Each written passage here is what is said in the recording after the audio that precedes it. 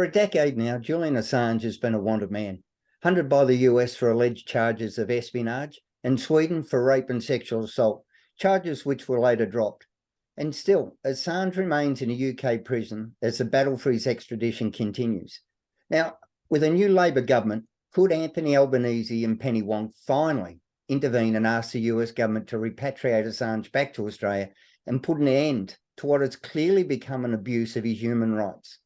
Join us to discuss where the Assange case now rests is Assange barrister Greg Barnes SC. Welcome, Greg. Thanks very much, Michael.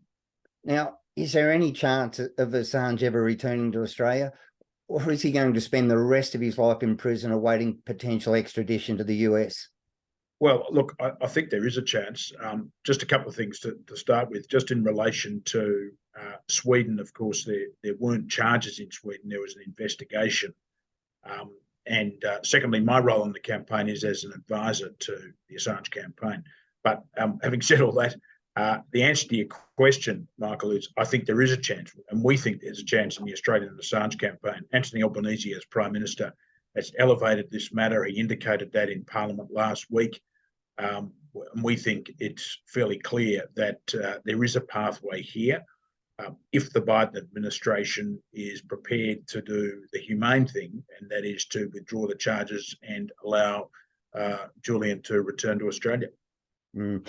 These charges, especially coming from America, where the fourth estate is called the fourth power and the freedom of the press is protected under the First Amendment.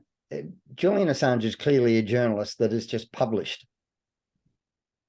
Oh, there's no doubt about that. And in fact, that's why in recent times, and in fact, I think last week, the New York Times, along with another, I think 4 other newspapers of note in Europe and in the UK, said that these charges should be dropped because he was doing what any journalist would do, and that is publish material in the public interest. And the material, it's always important for people to understand, the material that was published in 2010 and 2011 dealt with war crimes, including graphic detail and video footage of war crimes committed by the United States. And it's important, as we know in this country, with allegations of war crimes against soldiers, it's important that the Australian community and the global community understands what goes on in theatres of war. And it's not so much a matter of what you're looking at, but where you're looking from in this case. Everyone apart from America looked at this and say, this is great that it's been brought to the fore. And yet here Julian sits. And the other problem I see with it is they have their protection against cruel and unusual punishment. We've seen the deterioration of Julian over the years. How can this be anything but unacceptable? Well, look, again, you're right. He's being held in Belmarsh prison, maximum security prison, very difficult conditions in terms of his mental health and his physical health. We know from medical evidence tendered before courts in the last couple of years that his mental and physical health has deteriorated, and it's critically important that he's got out of prison as quickly as possible. The United Kingdom is a signatory to various UN protocols in relation to torture and cruel and unusual punishment, and what it's doing in relation to Julian could only be considered to be in the cruel and unusual punishment category. So where are we at now, Greg? What's the next step? It just has to be this high level behind closed doors diplomacy that will further his case? Well, Mr. Albanese, as I said, has said in the Parliament that he's raised it now. I think he said on a couple of occasions with Biden administration officials.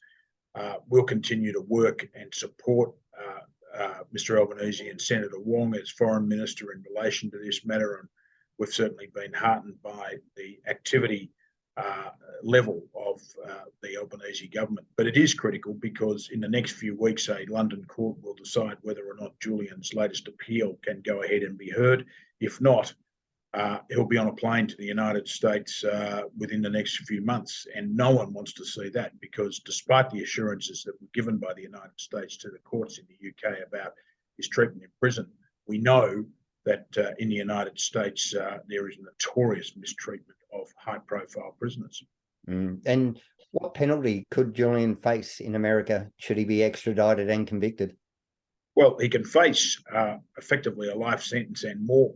The United States has draconian penalties for many offences, including those that he would go before the court for, and that is under the Espionage Act, and he would go to jail for the rest of his life. It's unconscionable. I mean, it's an effective death penalty.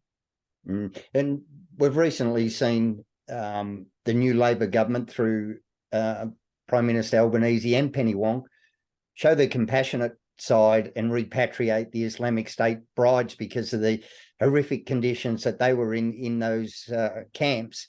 Surely this has got to be more of the same.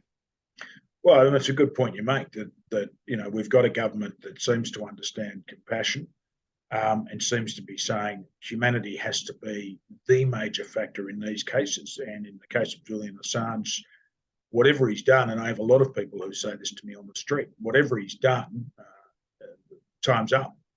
Enough's enough. And that really resonates with the Australian people. We saw it, of course, in the David Hicks case almost 20 years ago now, where David Hicks was at Guantanamo Bay, and the Howard government was forced to get him back to Australia because of public pressure.